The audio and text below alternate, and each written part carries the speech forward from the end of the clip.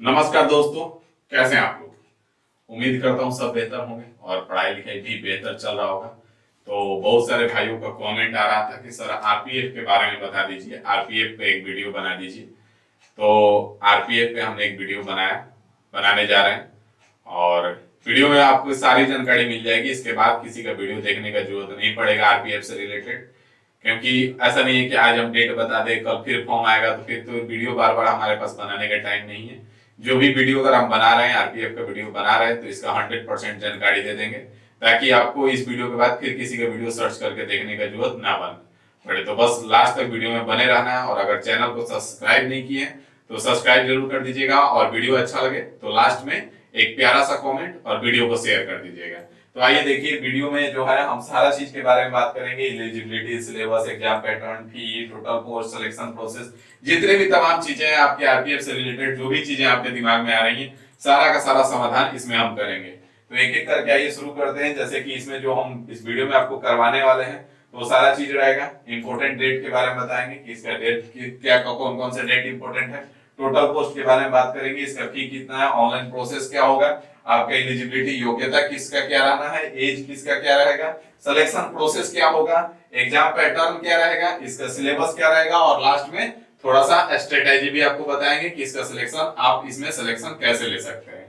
तो आइए आगे बढ़ते हैं। ऐसा नहीं है कि इस वीडियो को आरपीएफ का लगा करके और डेट बता दे कि भाई आरपीएफ का फॉर्म आ गया, उसके बाद कोर्स का प्रचार कर दे। तो आपको भी पता है कि हमारा कोई कोर्स नहीं है, जो भी हम पढ़ा रहे हैं वो यूट्यूब पे ही पढ़ा रहे हैं और बेस्ट पढ़ा रहे हैं। जो कहीं आपको पेड कोर्स में नहीं मिल सकता वो हम आपको यूट्यूब पे दे रहे हैं।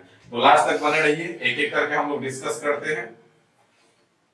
तो जैसे कि यहाँ पे बात करें इंपोर्टेंट डेट्स के बारे में, तो नोटिफिकेशन का बात करें तो नोटिफिकेशन जो है 1 मार्च 2024 को आ गया है। 1 मार्च 2024 को नोटिफिकेशन आ गया। उसके बाद ऑनलाइन एप्लीकेशन का बात करें तो ऑनलाइन एप्लीकेशन जो है आपका 15 अप्रैल 2024 से शुरू हो जाएगा। और उसके बाद अगर इसका लास्ट डेट करें एप्लीकेशन का तो लास्ट डेट जो है आपका 15 मई 2024 है, एप्लीकेशन का लास्ट डेट। उसके बाद लास्ट डेट फी पेमेंट का है तो 15 मई है। फी पेमेंट लास्ट डेट कितना है, 15 मई ही है। और ऑफलाइन फी पेमेंट का जो लास्ट डेट है वो 10 मई का है। तो आप बहुत सारे लोग तो कंफ्यूज होंगे कि सर फॉर्म भरेंगे 15 तारीख तक और ऑफलाइन पेमेंट 10 मई तक का है करेंगे।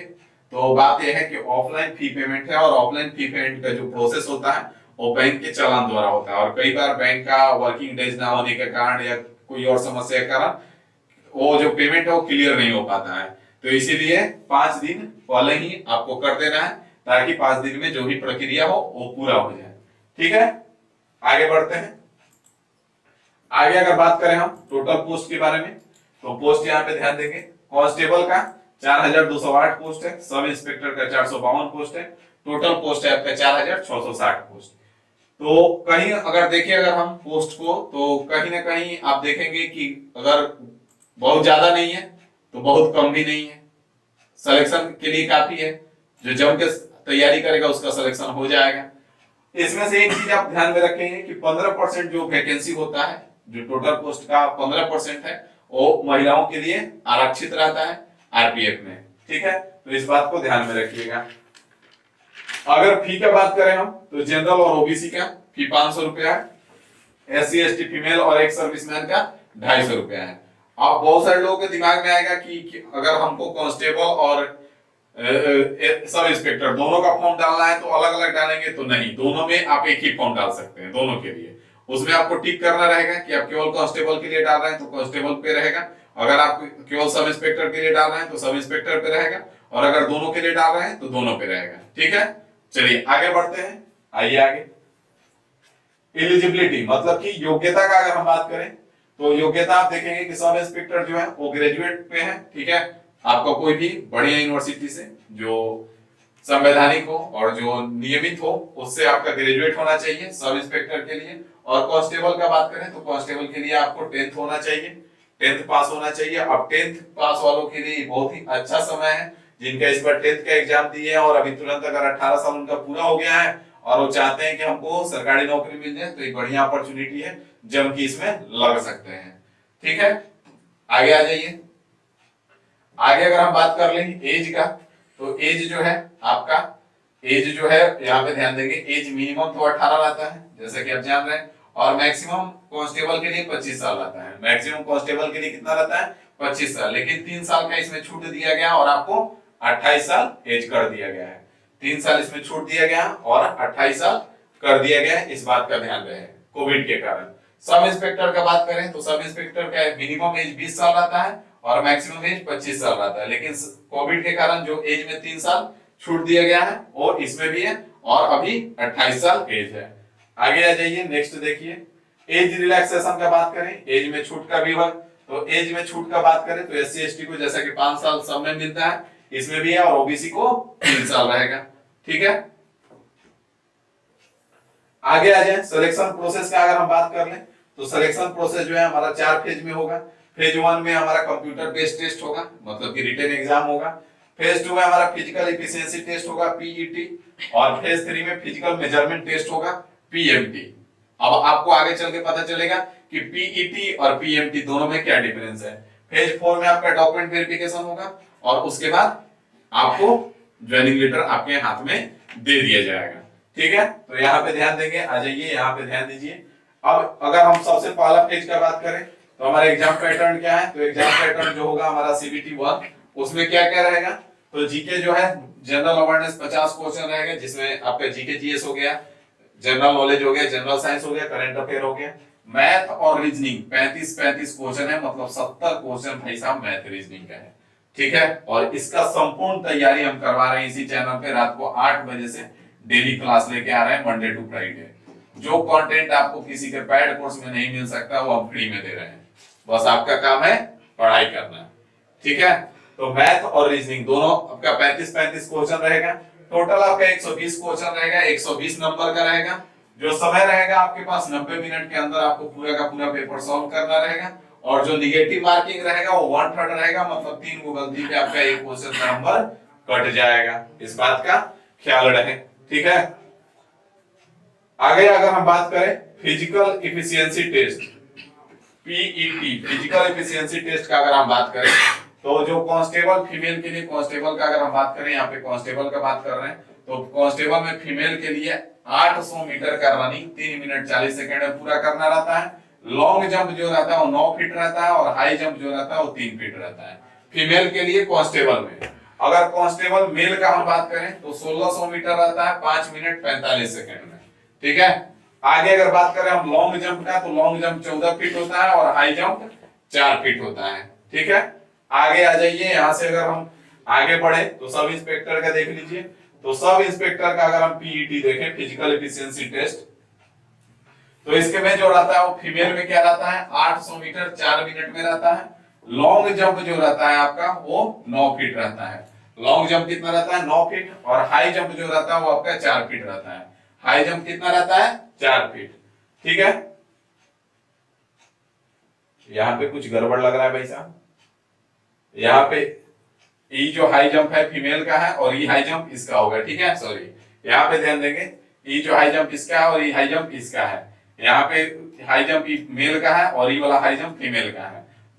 मेल का अगर हम बात करें तो 16 मिनट 6 मिनट 30 सेकंड में आपको पूरा करना रहता है 1600 मीटर का रेस। और लॉन्ग जंप आपका 12 फीट रहेगा और जो हाई जंप रहेगा वो 3 फीट 9 इंच फीमेल के लिए रहेगा और लॉन्ग जंप 4 फीट रहेगा मेल के लिए। ठीक है, इधर उधर हो गया है। आगे आ जाइए। अगर फिजिकल मेजरमेंट टेस्ट का अगर हम बात करें तो यहाँ से जनरल हो गया, ओबीसी हो गया, सब मेल के लिए क्या रहता है, मेल के लिए आपका 165 सेंटीमीटर हाइट होना चाहिए और फीमेल के लिए 157 सेंटीमीटर हाइट रहना चाहिए। दूसरा बात अगर हम बात करें चेस्ट का तो चेस्ट की केवल मेल के लिए होता है, फीमेल के लिए नहीं होता है। ठीक है, तो चेस्ट होता है आपका नॉर्मल चेस्ट 80 होना चाहिए और जो एक्सपेंस करके मतलब कि आप सांस खींच के इसे चेस्ट को ऐसे तानते हैं तो इसमें आपका 85 हो जाना चाहिए, मतलब 5 सेंटीमीटर आपका चेस्ट फूलना चाहिए। ठीक है, जब सांस खींचते हैं तो इसमें कोई दिक्कत नहीं आता, वहां पे पीछे से धक्का मार के आदमी कर देता है। ठीक है, और एससी एसटी मेल का अगर हम बात करें तो 160 सेंटीमीटर हाइट होना चाहिए, 152 सेंटीमीटर फीमेल का हाइट होना चाहिए और चेस्ट इनका 76.2 से लेके 81.2 तक होना चाहिए। चेस्ट कम रहेगा लेकिन फूलना 5 ही सेंटीमीटर चाहिए सबका, ये सबके लिए, क्योंकि इससे पता चलता है कि यहाँ से बहुत सारे बीमारी तो नहीं है ना। आगे बढ़ेंगे तो यहाँ से सिलेबस का अगर हम बात कर लें तो सिलेबस आप यहाँ पे देखेंगे। सिलेबस भी बहुत अच्छे से हमने पूरा सेट किया है। सिलेबस में मैथ में आपका केवल अर्थमेटिक आने वाला है, तो टेंशन ही खत्म है आप लोग का बहुत सारा। ठीक है, यहाँ पे लगा हुआ है सारा टॉपिक का नाम, आप देख सकते हैं। लेकिन इसमें एक चीज है, इन्होंने खिलवाड़ किया है कि मेंसुरेशन को डाल दिया है और बोला है कि केवल अर्थमेटिक लेंगे। तो मेंसुरेशन एडवांस में आता है और हम नंबर सिस्टम भी एडवांस में ही रखते हैं। ठीक है, तो ये दोनों चीज है आपका, ये दो चीज आपको पढ़ना पड़ेगा। ऐसा नहीं कि अर्थमेटिक लिख दिया है तो ये सारा छोड़ दो। ठीक है ना, तो इस बात का ख्याल रहे। बाकी रीजनिंग का भी टॉपिक लगाया हुआ है और यहाँ से जनरल अवेयरनेस का भी आपका टॉपिक लगाया हुआ है। पूरा 3 चीज आएगा, आपको प्रॉपर पढ़ना पड़ेगा। ठीक है, आगे बढ़ेंगे यहाँ से। तो तैयारी कैसे करें? तैयारी के लिए सबसे पहले क्या करें? तो तैयारी के लिए सबसे पहले अपना सोर्स डिसाइड कर लो भाई। ठीक है, सोर्स डिसाइड कर लो तैयारी के लिए। अब सोर्स में क्या सर? तो मैथ पढ़ना है तो किसी एक को फॉलो कर लो ढंग से और बढ़िया से, जैसे कह रहा है वैसे पढ़ते जाओ। उसके बाद प्रतिदिन 8 से 10 घंटे पढ़ें। ठीक है, प्रतिदिन 8 से 10 घंटे पढ़ें। नियमित रिवीजन के साथ साथ सिलेबस कंप्लीट करें। ठीक है, नियमित रिवीजन के साथ साथ सिलेबस कंप्लीट करें। इट मींस कि आप रिवीजन भी करते रहें और सिलेबस भी आगे पढ़ते रहें। सप्ताह में 5 दिन पढ़ाई और 2 दिन रिवीजन का रूटीन रखें। मंडे टू फ्राइडे आगे पढ़ें और सैटरडे संडे जम के रिवीजन करें। और कम से कम वीक में अभी से ही 1 से 2 मॉक टेस्ट दें। जिनका सिलेबस कंप्लीट है वो ज्यादा दे सकते हैं, जिनका सिलेबस कंप्लीट नहीं है वो थोड़ा कम दे, 1-2 ही दे, लेकिन जरूर दे।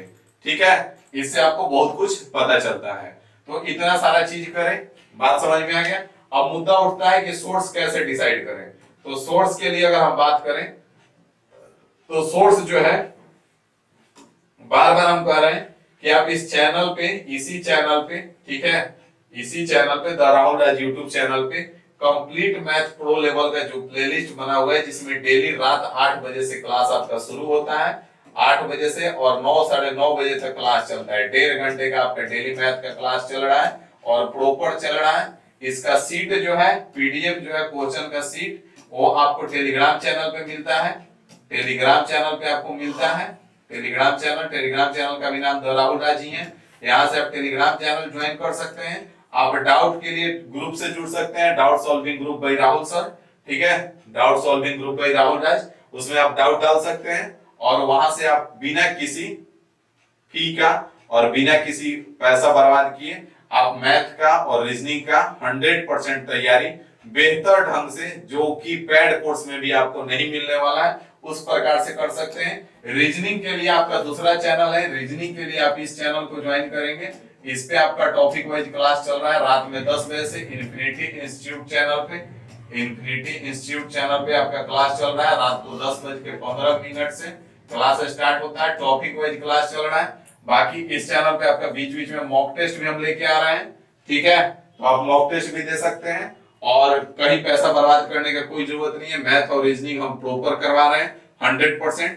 आपको अगर भरोसा है तो आप इस भरोसे के साथ आगे बढ़िए और हम गारंटी ले रहे हैं कि पूरा मैथ आपका कंप्लीट हो जाएगा और बेहतर ढंग से होगा, जो किसी के पेड कोर्स में आपको नहीं मिलेगा। अगर आप किसी का भी पेड कोर्स लेते हैं तो आपको कॉन्सेप्ट पढ़ाया जाएगा, फिर प्रैक्टिस के लिए अलग से कोर्स लेना है।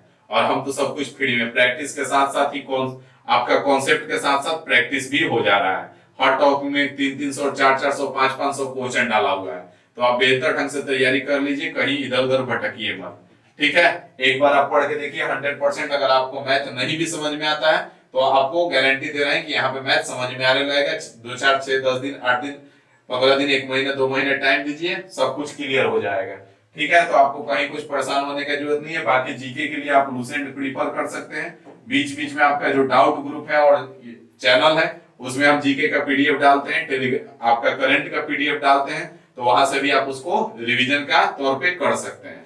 ठीक है, तो उम्मीद है कि आपको सारा जानकारी मिल गया होगा। आरपीएफ से रिलेटेड जितने भी आपके मन में सवाल थे उन सबका जानकारी मिल गया होगा।